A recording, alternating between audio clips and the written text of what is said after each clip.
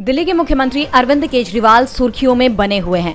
मुख्यमंत्री की गिरफ्तारी ने देश में सियासी हड़कंप मचा दिया है और अब उनका संदेश लेकर मीडिया के सामने बातचीत करते हुए मुख्यमंत्री की पत्नी सुनीता केजरीवाल ने मामले में काफी अहम बयान दिया है। उन्होंने कहा कि कथित दिल्ली शराब नीति घोटाले में दिल्ली सीएम जल्द ही बड़ा खुलासा करेंगे।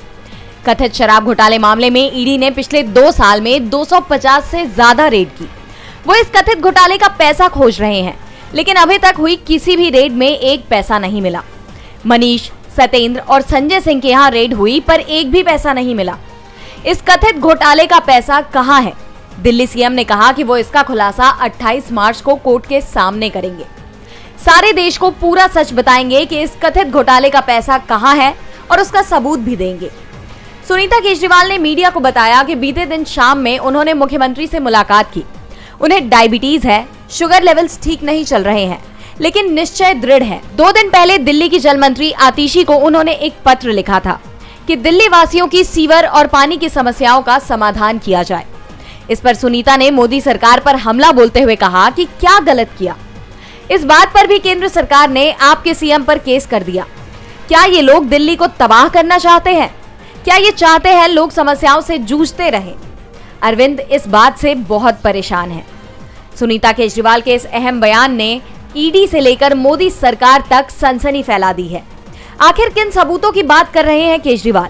अब इसका खुलासा 28 मार्च को ही होगा। इस बीच दिल्ली के सीएम अरविंद केजरीवाल की तरफ से अपनी गिरफ्तारी को लेकर दिल्ली हाईकोर्ट में याचिका दायर की गई थी।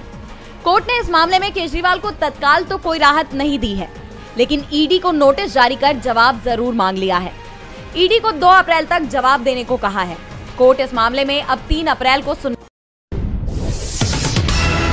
सुप्रीम कोर्ट ने मनी लॉन्ड्रिंग मामले में दाखिल याचिका पर अहम फैसला सुनाते हुए ईडी को जोरदार झटका दे दिया है। ईडी की याचिका पर सुनवाई करते हुए सर्वोच्च न्यायालय ने मनी लॉन्ड्रिंग के आरोपों पर अपना रुख बरकरार रखा है। शीर्ष अदालत ने स्पष्ट किया कि मनी लॉन्ड्रिंग का मामला तब तक दर्ज नहीं किया जा सकता जब तक कि मनी लॉन्ड्रिंग रोकथाम अधिनियम पीएमएलए के तहत आपराधिक साजिश से कोई सीधा संबंध ना हो।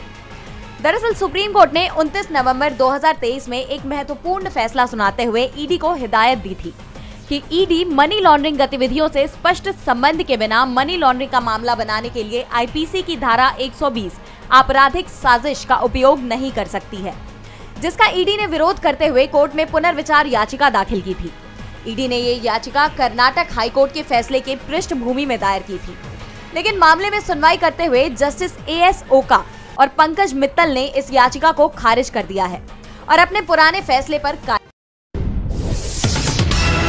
बंगाल में सियासत गरमाई हुई है। बीजेपी सांसद दिलीप घोष के आपत्तिजनक बयान को लेकर टीएमसी आक्रामक है। टीएमसी ने इसकी शिकायत चुनाव आयोग में की और आयोग ने इस मामले में रिपोर्ट तलब की है। तो वहीं दिलीप घोष के खिलाफ बीजेपी ने भी नोटिस जारी कर दिया है। बीजेपी ने नोटिस जारी कर घोष की बयानबाजी पर न सिर्फ नाराजगी जताई बल्कि उनसे स्पष्टीकरण भी मांगा है। बीजेपी ने नोटिस जारी कर कहा कि आपका दिया गया वक्तव्य अशोभनीय और असंसदनीय है और उचित कार्रवाई के निर्देश दिए। हर तरफ से आलोचना के बाद अब दिलीप घोष भी बैकफुट पर आते हुए नजर आ रहे हैं। हालांकि उन्होंने अपनी टिप्पणी के लिए अभी तक माफी नहीं मांगी है, लेकिन पार्टी के नोटिस को लेकर अपनी प्रतिक्रिया देते हुए कहा कि मेरी भाषा को लेकर आपत्ति जताई गई है।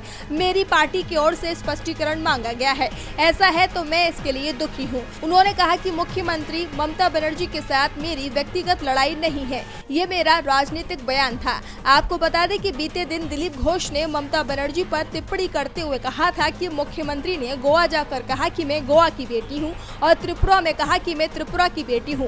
दरअसल पहले उन्हें ये तय करना चाहिए कि उनके पिता है कौन। किसी की भी बेटी होना ठीक नहीं है। टीएमसी ने घोष के बयान पर कड़ी आपत्ति जताते हुए बीजेपी को नारी शक्ति का अपमान करने वाला बताया था।